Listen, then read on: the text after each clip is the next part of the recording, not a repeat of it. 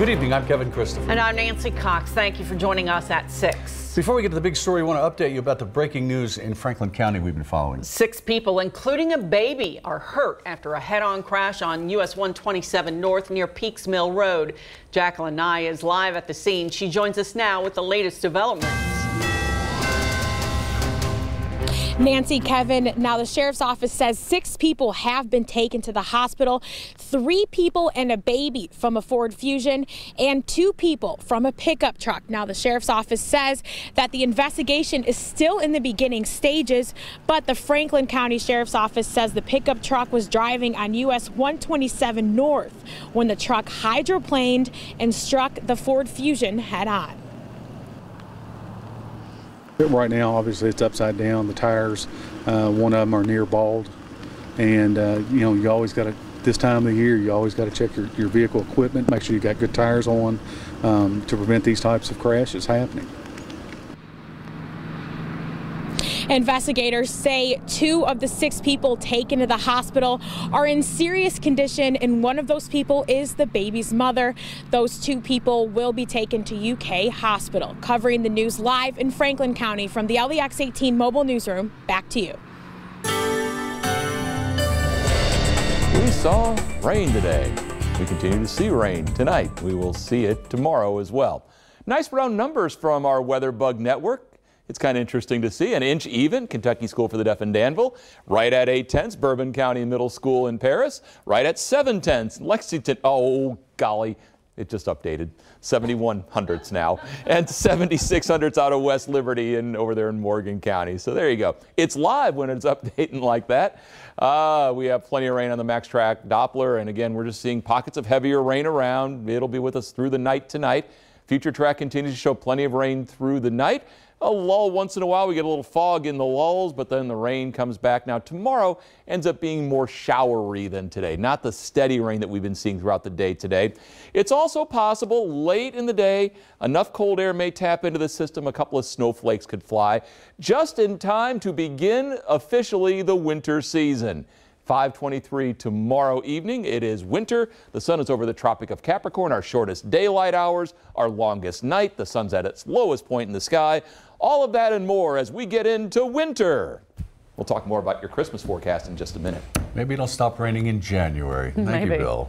Today, the man accused of murdering a retired Scott County school bus driver in her bed entered an Alford plea to those crimes. But Nicholas Willinger didn't leave the courtroom before hearing directly from Sue Jones' daughter and granddaughter. LEX 18's Lee Searcy has more in the big story at 6. Nearly 9 years after the murder of Sue Jones, Nicholas Willinger pled to the murder, robbery, and burglary. It was a violent crime here inside her Scott County home in 2010. It went unsolved for 4 years. Jones was beaten to death, her injuries so severe, relatives had a closed casket at her funeral. Police say Willinger and an accomplice, C.G. Jefferson, went to the home to rob Jones, not expecting her to be there, but she was.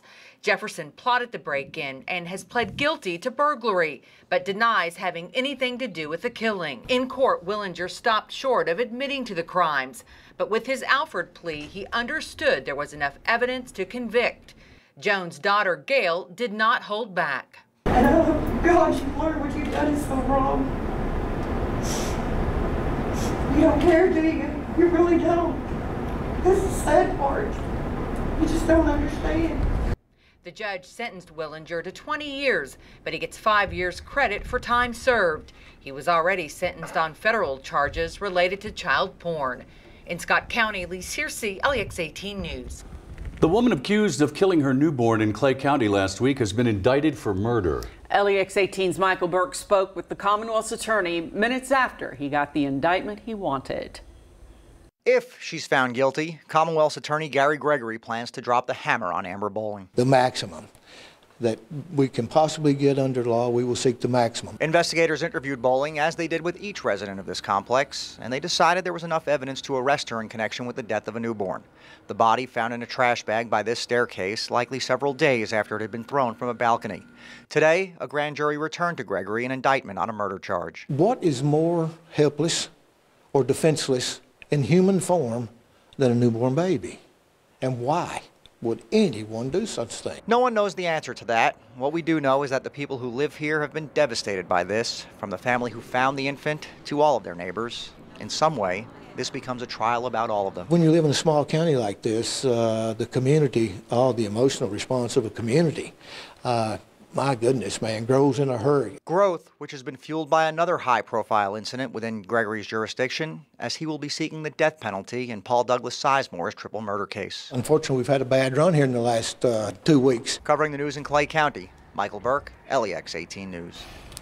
A local pet shop was perplexed yesterday after a man walked in, then left after leaving his dog there. Now, without a note or any information, rescuers are left wondering whether that dog was stolen or simply abandoned. Eleanor Buckley has the story. I have never had an adult dog dropped at the store. We might have had gerbils or kittens or something tiny and cute, but never an adult dog. Well, that was until yesterday, when surveillance video shows a man doing just that. He walked maybe 4 steps into the store, dropped the leash, turned around and walked out. It then took employees of Beaumont Center's Most Valuable Pets a moment to realize what exactly had happened. One of the employees saw him do it and thought that maybe he was going out to get another dog for grooming, because sometimes they'll do that, but he never came back. And that's when the reality set in. This man had no plan to come back. So employees called a local shelter, Paws for the Cause. And although they tell us dropping a dog in a pet shop isn't the correct way to do things, they get why it was done. A majority of shelters in Kentucky will euthanize a dog of this breed. So in a way, what they did sort of makes a little bit sense. It's not the best way to do things, but I kind of understand. And without a name tag, a note, or anything left behind, rescuers are left speculating whether or not the dog may have been stolen and still has owners out there that love him, or if he was just abandoned. They're going to give people a chance to claim the pit mix, but after the holidays, they'll begin to look for a new home for him. Covering the news in Lexington, Eleanor Buckley, LEX 18 News. Investigators in Powell County have a warning for people this Christmas season. If you're expecting important mail or packages, take them out of your mailbox as soon as possible. That message comes amid a string of mail thefts over the last few weeks. And as LEX 18's Mike Valenti explains, police say every corner of the county has been targeted. For many here, it feels like the Grinch, not Santa, is bouncing from house to house. Well, we've had things come up missing that we got delivery confirmation on, but we never got it. Police are fielding a lot of these complaints. The sheriff says about 100 homes have been targeted.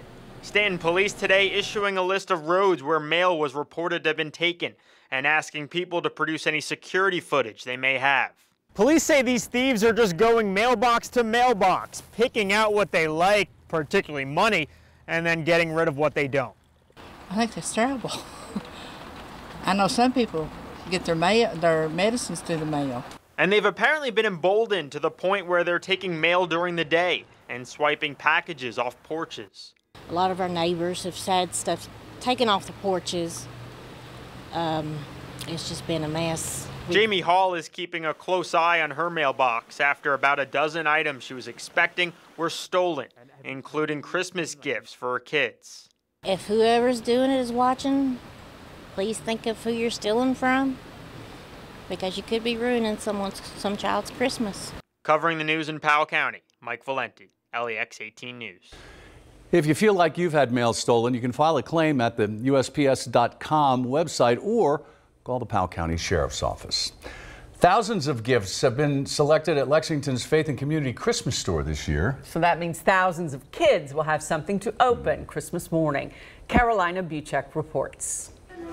Hundreds of families will go through the 23rd annual Faith and Community Christmas store this year. And here, they can find anything from donated toys, stocking stuffers, to clothes. It's another Christmas miracle. I tell you, our community is such a compassionate and wonderful community.